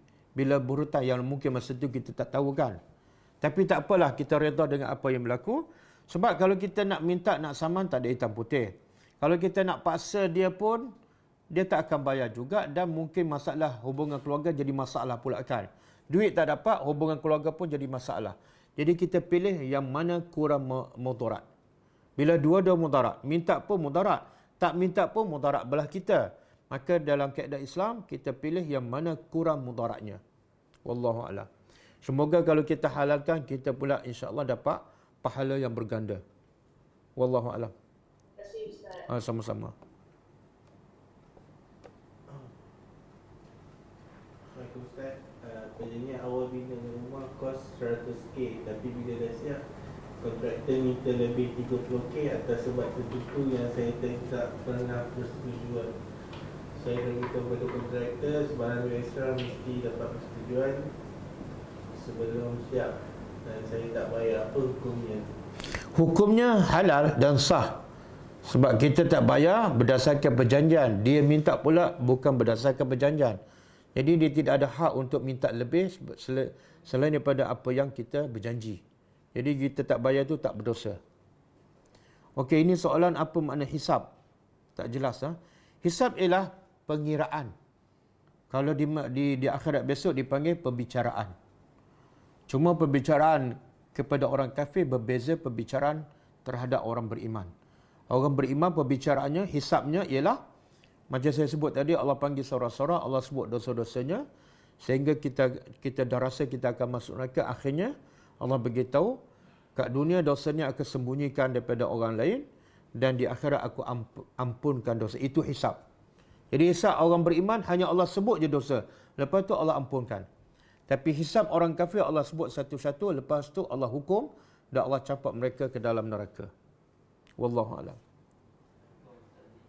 Benarkah ketika Nabi SAW dan Abu Bakar hendak berhijrah ke Madinah, Nabi mengambil pasir dan membaca ayat surah Yasin, kemudian Nabi melemparkan pasir ke musuh Mekah hingga tertidur?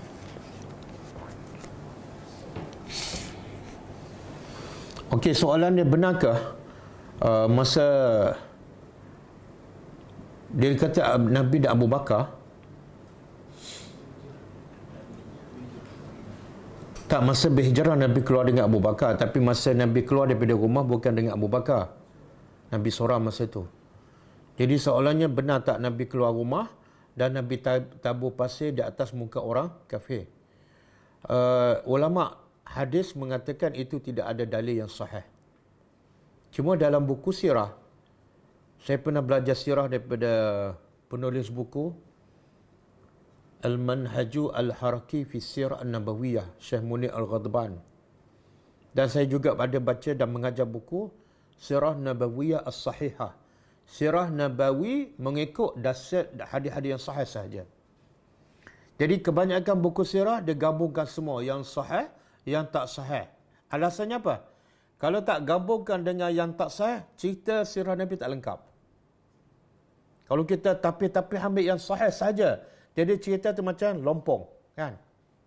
Kemudian mereka berkata itu hanya sebagai sirah yang tak berkait dengan hukum hakam, maka tak salah. Okey? Jadi yang cerita Nabi suruh Sayyidina Ali tidur di rumah Nabi dan Nabi keluar, Nabi tabur pasir, tidak ada dalil yang sahih. Bahkan dalam hadis Sahih Bukhari, sebenarnya Nabi keluar daripada rumahnya bukan malam, siang hari. Kalau ikut hadis sahih, Nabi keluar rumah bukan malam, siang hari. Kenapa? Kenapa siang hari? Sebab waktu orang Arab Mekah ni biasa duduk kat dalam rumah bila? Waktu tengah hari, waktu panas tu.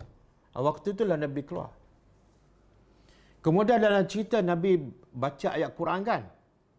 Lepas tu Nabi tabur pasir kan. Dia macam ada percanggahan. Kalau Nabi tabur pasir dah menyebabkan orang tertidur kan, kenapa baca ayat Quran lagi? Faham tak? Cukuplah dah tabur pasir, orang tidur, keluar je lah. Kenapa perlu baca ayat Quran? Tapi yang pentingnya, cerita tu tidak ada dalil yang sahih. Wallahu a'lam. Wassalamualaikum warahmatullahi wabarakatuh. Dua topik sikit, tapi itu perkara jika kita tak ambil 13 hari bulan pada puasa. Macam mana?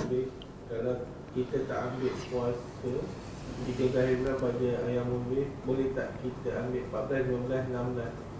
Tiba esok 14. Okey, soalan dia, boleh tak kita puasa hari putih Ayyamul Bait yang Nabi sebut secara jelas dalam hadis, hari putih ialah 13, 14 dan 15. Jadi soalannya, kita tak mula dengan 13, maka kita nak ganti, kita mula 14, 15, 16. Boleh ke tak? Boleh, tapi pahalanya tak sama dengan 13, 14, 15. Yang Nabi kata hari putih mesti 13, 14, 15 Hijriah setiap bulan, kecuali bulan haji dan bulan Ramadan. Dan kelebihannya apa ni kalau puasa 3 hari ni setiap bulan? Kelebihannya seperti puasa sunat setahun. Kalau dia ambil 2 hari je, 14, 15, dia tak dapat kelebihan puasa sunat setahun. Walaupun dia genapkan 3 hari dengan hari yang lain, dia tak akan dapat kelebihan. Tapi dia akan dapat kelebihan apa? Yang Nabi bersabda dalam satu hadis sahih, siapa yang berpuasa fi sabilillah, betul-betul kerana Allah, betul-betul kerana Allah, maka Allah akan jauhkannya daripada neraka 70 tahun satu hari. Kalau 14 dia puasa, 70 tahun dijauhkan daripada neraka. 15 dia puasa, 70 tahun dijauhkan daripada neraka. 16 pula dia puasa, dijauhkan 70 tahun daripada neraka. Dia dapat kelebihan lain. Tapi kelebihan berpuasa sunat setahun dia tak akan dapat. Wallahu a'lam. Dan bagi hutang tapi tidak buat surat, boleh ke buat selepas tu? Boleh je kalau disetujui oleh semua yang berhutang dan yang memberi hutang, boleh je, tak ada masalah. Ustaz nak tanya, kalau kita pajak gadai dekat kedai orang kafir, lepas tu dia ada charge, yang tu riba ke Ustaz?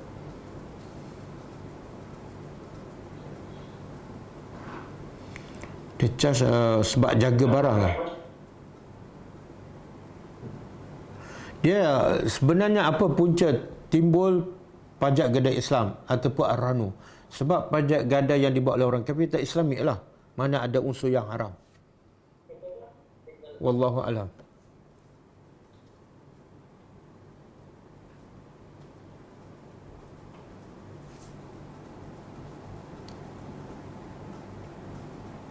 Saya Ustaz, sistem gadaian Islam di Malaysia tidak patut 100%. Oleh itu hukumnya haram ke? Tak, hukumnya halal tapi tak bersih 100%. Hukumnya halal. Dia pajak gadai Islam ni Ar-Rahnu, ada panel dia, ada penasihat syariat dia, dan mereka mengatakan halal. Kalau kita berurusan tak ada masalah. Kalau betul salah mereka akan tanggung. Allah kata fasalu ahla zikri in kuntum la ta'lamun. Bertanyalah orang yang berilmu sekiranya kamu tak tahu. Dan mereka tu ada orang yang berilmu, ada pakar dia. Kalau mereka kata halal, kalau betul ada masalah, mereka akan tanggung. Wallahu a'lam. Ustaz, mohon pencerahan tentang sanggul rambut seperti bawal unta. Kalau rambut wanita itu panjang, adakah perlu potong pendek? Tak perlu. Soalan dia, kalau rambut wanita tu panjang dan menyebabkan sanggul dia tinggi, itu tidak ada masalah kata ulama. Sebab memang tak boleh dielakkan. Bila rambut panjang, sanggul tinggi. Cuma kalau boleh jangan sampai nampak sangat tinggi tu, sampai menarik perhatian. Ataupun elaklah buat apa-apa ya. Jangan rambut panjang tapi jangan buat sanggul ke. Macam mana cara, wallahu alam. Saya pun tak ada pengalaman.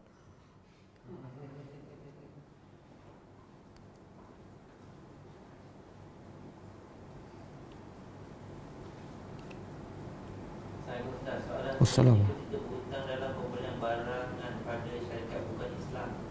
Kemudian syarikat tersebut tak dapat dihubungi, mungkin pindah atau tutup. Bagaimana cara untuk selesaikan hutang tersebut? Adakah boleh diselesaikan di Baitul Mal juga? Kita berhutang dengan syarikat yang bukan Islam lah. Lepas tu syarikat tu hilang, tak cari, tak jumpa cari kan. Maka kata ulama, bagi duit tu kepada Baitul Islam, Baitul Mal. Assalamualaikum Ustaz. Waalaikumsalam warahmatullahi wabarakatuh. Nak tanya soalan sikit mengenai hutang. Kalau misal kata orang yang kira contoh macam bapa saya lah, walaupun ada benda hutang, tapi saya tak tahu sebenarnya berapa hutangnya. Macam orang dulu kadang-kadang pergi kedai beli barang hutang. Jadi kan kita pun dah tak tahu kedai macam mana kita nak bayar hutang-hutang dunia Ustaz. Oh, kedai tu kita tahu sikit-sikit je lah. Dan kita tak tahu apa dengan kedai mana. Pada saat kita ada dengan cerita lah dulu-dulu susah macam mana kan berhutang. Tapi mungkin hutang-hutang ni ada yang tak dibayar lagi. Jadi kita sebagai anak nak betul bayar macam mana saya nak buat. Okey, dia ulama menggariskan kalau kita berhutang dengan seseorang, kemudian orang yang kita berhutang tu mati ataupun tak ada, maka kita kena bagi kepada pewaris dia. Kena cari pewaris dia, anak ke cucu ke. Okey, kalau pewaris dia pun tak ada, tak jumpa, kena pergi Baitul Mal. Kalau Baitul Mal pun tak ada, dah tutup, kita kena sedekah, niat sedekah. Berapalah kita agaklah, katalah kita, ayah kita berhutang kat kedai roncik dulu, mungkin kata 500 kan. Kita niat sedekah 500 sebagai bayar hutang bapa kita yang dulu. Ikut step. Pertama, kena bagi pada orang yang kita berhutang. Kalau dia tak ada, bagi pada pewaris.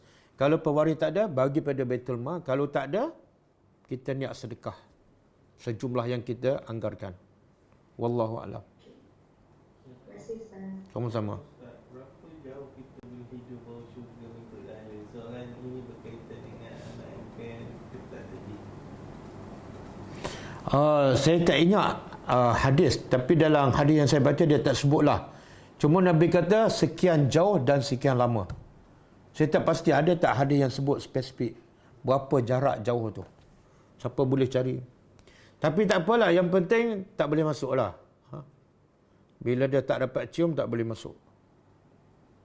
Ustaz, sekiranya mati meninggalkan isteri dan anak kecil, lalu meninggalkan hutang, adakah hutang itu diagihkan secara faraid atau siapakah yang lebih berhak membayar hutang tersebut? Adakah adik-beradik yang kena tanggung?